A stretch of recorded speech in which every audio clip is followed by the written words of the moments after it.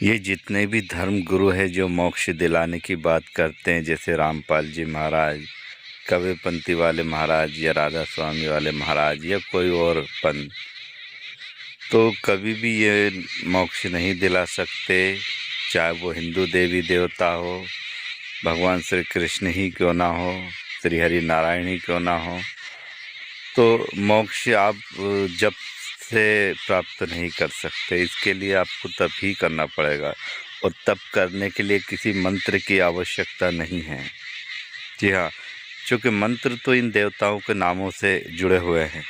इसलिए अगर आप एक वास्तविक में एक सच्चाई जानना चाहते हो तो मोक्ष जैसी कोई विधि होती ही नहीं है। हम प्रकट होते हैं, अप्रकट होते हैं। ये सारा खेल प्रकट और अप्रकट का है। हाँ, अगर आप तप करते हैं, उस चीज़ को महसूस करने चाहते हैं, क्योंकि हर चीज़ का, हर वस्तु प्रकट हुई है, चाहे वो देवी देवता कोई भी क्यों ना हो। अगर ब्रह्मा विष्णु महेश हैं तो ये भी प्रकट हुए हैं, इनसे बड़ी शक्ति है वो भी प्रकट हुई है, हम भी प्रकट हुए हैं। लेकिन कौन कितना शक्तिशाली है ये प्रभावित करता है।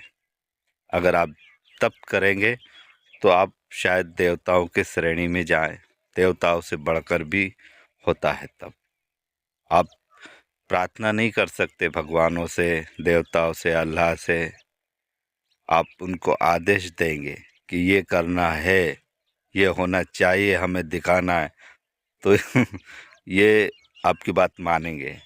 और आप प्रार्थना करोगे तो शायद हो सकता ना माने। तो तप में बड़ी शक्ति है, और तप में जबकि कोई आवश्यकता नहीं होती, केवल ध्यान करना है उस चेतन शक्ति का जो हम सब में घूम रही है, उसे जागृत करना है। वही बताएगी कि हम कौन है, क्या है, सारी चीज़ें, विधि विधान। तो इन बाबाओं के चक्कर में ना ही पड़े तो बेहतर होगा। हमारे हिंदू शास्त्र में तप को श्रेष्ठ बताया गया है। जब तो इसलिए बताया गया कि चलो किसी न किसी माध्यम से पार लग जाए, तो पार लगा देंगे। ये बता देंगे कि प्रभु कि ये रास्ते पे जाओ, क्योंकि प्रभु स्वयं तप कर रहे हैं यार। श्री हरि नारायण को देखेंगे आप, वो तप की आवश्यकता में लेटे हुए हैं और तप कर रहे हैं। भगवान शिव बैठे हुए हैं, तप कर रहे हैं। ब्रह्मा जी एक तरफ बैठ के तप कर रहे हैं। तो ये तप कर रहे हैं तभी देवता कहला रहे हैं। और आप मूर्खों जैसे इनकी तपस्या पूजा कर रहे हो, तो इनकी तपस्या पूजा कर रहे हो तो कोई गलत भी नहीं है। लेकिन क्या है कि आप अगर इनका जप कर रहे हो, तप कर रहे हो, पूजा कर रहे हो, तो ये प्रभावित होगे, ना कि वो चेतन शक्ति जो हम सब में विराजमान है वो प्रसन्न नहीं होगी, वो तो ये प्रसन्न होंगे। तो ये प्रसन्न होंगे तो आपको अपने शरीर में शायद कोई स्थान दे दें। तो जब आप इनके शरीर में प्रवेश करेंगे तो इनके अधीन हो जाएंगे। ये जो कहेंगे आपको करना पड़ेगा। यानी एक मोक्ष की धारणा ये भी है। तो आप इनसे ऊपर उठिए और उस चेतन शक्ति को जगाने की कोशिश कीजिए जो ब्रह्मा विष्णु महेश अल्लाह आदि सब में घूम रही है। उस चेतन शक्ति को प्राप्त कीजिए आप। मैंने बहुत कुछ समझा है, सीखा है, और तप करके जाना है कि ये सब तप से बड़ी कोई शक्ति नहीं हो सकती। तप से ही हमारी चेतन शक्ति जो है वो जागृत होती है। तो आप रामपाल जी के चक्कर में ना पड़िए, ना ही कबीर पंथ के चक्कर में पड़िए। नाम दीक्षा लेने की कोई आवश्यकता ही नहीं है। केवल और केवल तप कीजिए।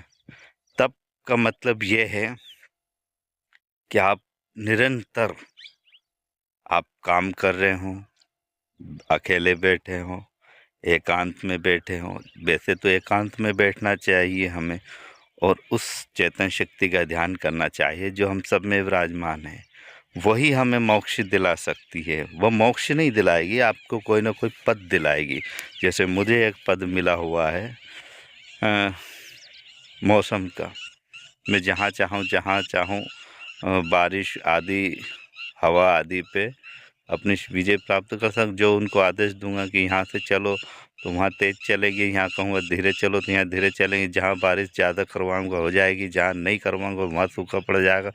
तो ऐसे कुछ पदें हैं जो मिल जाते हैं हमें आसानी से। तो वो चेतन शक्ति ही देती है, ना कोई देवता, क्योंकि ये सब कर्म के आधार पर चल रहे हैं। तो मैंने आपको मोक्ष की विधि बता दी है। मोक्ष जैसा कुछ होता नहीं है, हम इनके अधीन हो जाते। जैसे कि समझ लो कि एक आप भगवान विष्णु की आराधना कर रहे हैं तो भगवान विष्णु आपको मोक्ष दिलाएंगे, तो मोक्ष वो अपने शरीर में आपका चेतन शक्ति जो है अपनी चेतन शक्ति से मिला देंगे, ठीक है। तो आप उनके अधीन हो जाओगे।